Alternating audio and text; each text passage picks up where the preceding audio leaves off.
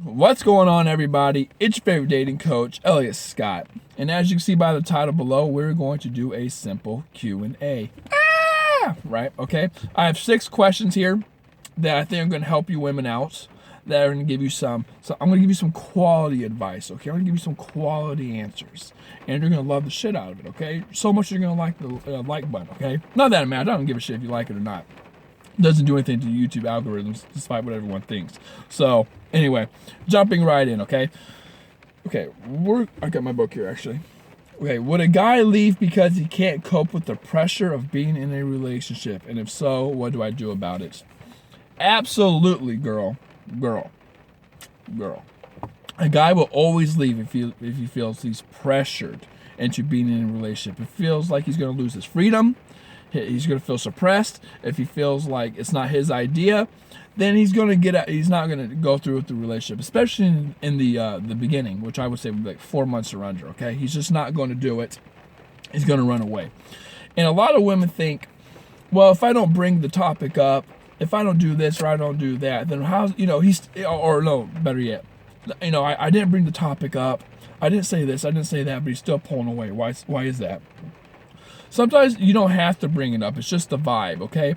And here's the way to look at it. And I always say this. If a guy says, let's say you always want to hang out with the guy and the guy's always saying yes. Let's say you always want to text and the guy decides to text.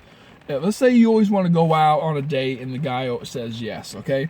Every time the guy's saying yes to these kind of things, you're moving towards the path of a relationship. You're starting to build the vibe, the atmosphere. So even though you hang out with them 3 or 4 times a week but you don't say, I want a relationship, I want a relationship, I want a relationship. Let's say you never mention this. The fact that you're still hanging out with him 3 or 4 times a week gives the vibe of seriousness. And if he's not ready to be serious, he's going to pull away. So you got to let it unfold naturally. That's why I always tell women to be scarce in the beginning. Build your value and then be scarce in the beginning, because guys will pull away. If you don't say anything, the vibe alone will pull a guy away. So just lay back, sit back, be cool about it, calm. Just build your case, okay? Show that instead of worry about seeing them so much, worry about the quality and not the quantity. Worry about building your case that you're an amazing woman, that you're this, that you're that you have value, that you're great, awesome, all these kind of things, okay? And things would just fall in place. Number 2 is, we've been dating for 3 months, but he still hasn't introduced me to his friends. Is this a bad sign? Yes and no. It depends on how you look at it.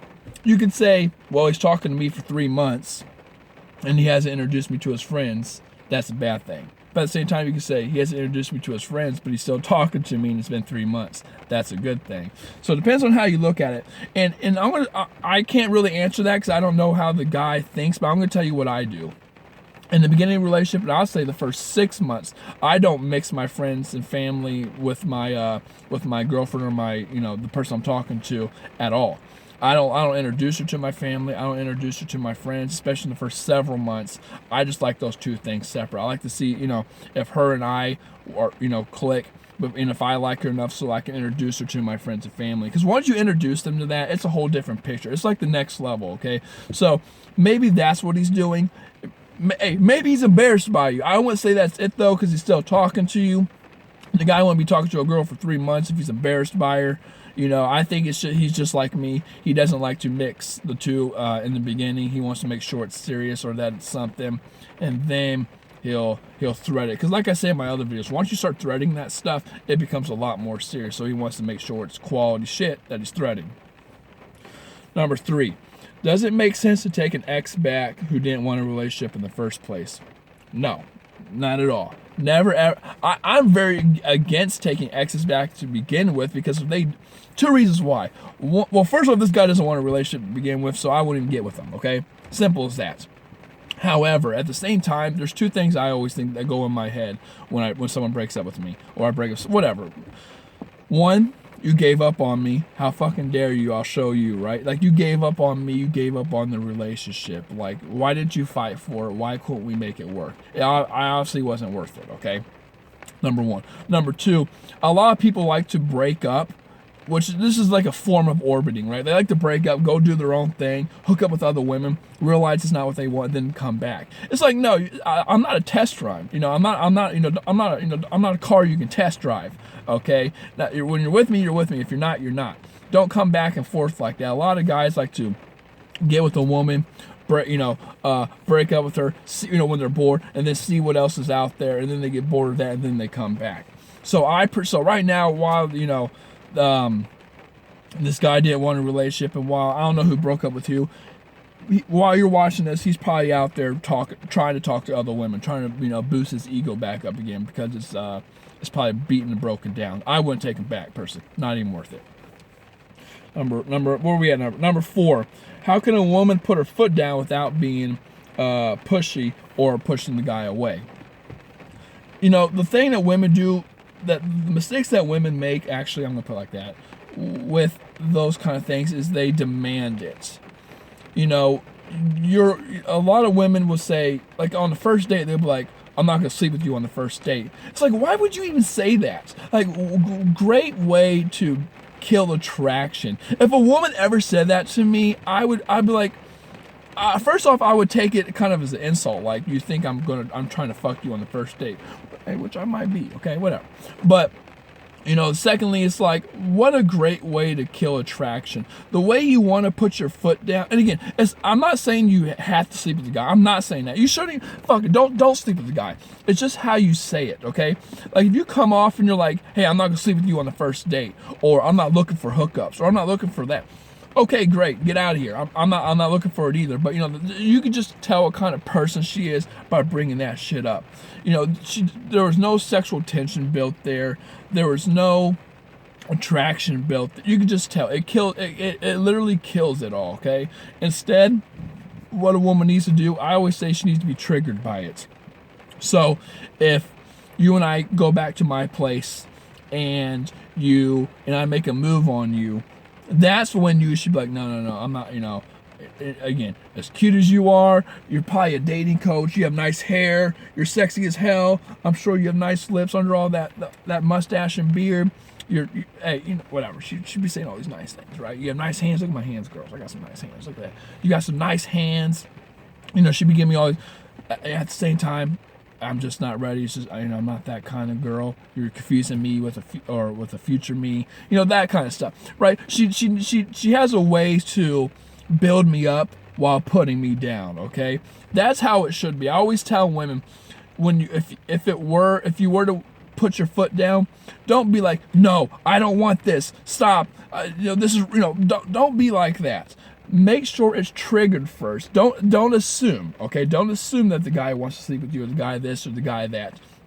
You should always let it be triggered first. Give the guy the benefit of the doubt. Even though guys are mostly pigs, give the guy the benefit of the doubt. And when he makes the move on you, that's when you need to push back and say, hey, I like you, you're cute, but I'm not that kind of girl. Give us some time and I'll make it worth your while. Whatever girls say, I don't know, okay? You got to build them up and then put them down.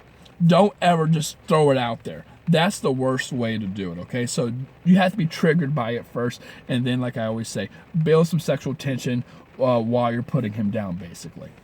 Okay. Number 5, is there a golden rule to dating? Oh, yeah, girl. Here's my golden rule. Well, actually, I didn't even think about it. So let me think of my golden rule. Hold on. Honestly, it's what my dad probably says. If you dig holes, things fall in place. And here's what I mean by that. It's all about what you can offer, it's all about value. What you can offer, what you can give, and the benefits of dating you. Like, what can you give the other person? What's the benefit of dating you? Okay. If you can't progress or better yourself over time, then you're going to fail at a relationship. You're not going to be the person that someone wants to date. They say, they're saying you can't. A marriage won't last with just the love on the day of the marriage, right? On wedding day. And it's true. You have to adapt. You have to grow. You have to keep on getting better. It dies off over time. And a lot of women tell me, oh, why do I keep on attracting the same guys? Why do I keep on attracting, these douchebags? Or this happens to me, and these things happen to me all the time. Well, the reason is because you're the same motherfucking person. Okay, just because you got in this relationship or you got out of this relationship and you learned something and then you got in this relationship doesn't make you a different person. If between these two times, if you weigh the same, if you look the same, if you, I'm saying that, this sounds harsh. If you're making the same amount of money between this relationship 6 months ago and this relationship now, then you're the same person and you're going to have probably the same things. Now, I'm not saying guys out there are assholes, but you can only blame guys. If it keeps on happening to you over and over and over and over and over again, it's you, it's not the guy, okay? So the golden rule is to progress, better yourself, and always think, what can I give? What's the benefit of dating me? Because a lot of guys don't go back to women. Like, I have a lot of women who will come to me and be like, why is he not coming back? Or how do I get him back? Or how do I do this? How do I do that? And the reason you're not getting the guy back is because the guy's literally thinking, like, why in the hell would I go back with her? We were miserable together. We were awful. We always fought. We always bickered. We always argued. Like, there's no benefit of me to go back with her. No matter how much I like her, there is no benefit going back. So the rule of thumb is value, benefits, progression. What can you offer in a relationship? You always have to move forward. You always have to progress. You always have to grow. Think of it as a product, right? If Apple were to say, screw you consumers, we're only coming out with the Apple 1, screw Apple 2, 3, 4, 5, 6, 7, S this, S that, C3PO, whatever, I don't care, whatever it is. If Apple were to just say, screw you guys, then you guys would say, no, screw you Apple, and you all go Android, okay? Oh no. That's how it is in a relationship. If you're the same person time after time, day after day, month after month, year after year, which a lot of people don't think they are, because they're learning new things, or I know this now, or I know that now. That's a very small slice of the pie. If, like I said, if you weigh in the same, if you look in the same, if you're watching the same things, if you have the same red flags, if you're making the same money that you were 6 months ago, a year ago, you're the same person. I don't care what anyone says. You can just look at the visuals and the things around you, the tangibles, right? If you can look at that stuff around you and you can see the same thing, you're the same person. That's harsh, but that's reality. Now, how do I stand out when he has other options? This is the last one. How do I stand out when he has other options? Here's the thing. First, don't compete. Once you compete, damn, man, I'm dying here, huh?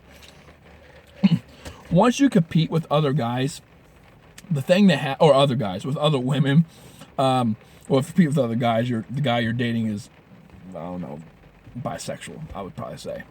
So you have a lot of competition there. But here's the thing. If you're competing with other women, you're creating a hierarchy. I said this in another video. He's going to be at the very top. You're probably going to be at the bottom because he's at the top because both of you want him. You're at the bottom because you're not taken, and he's probably wanting her, okay? So you're at the bottom. Don't create a hierarchy.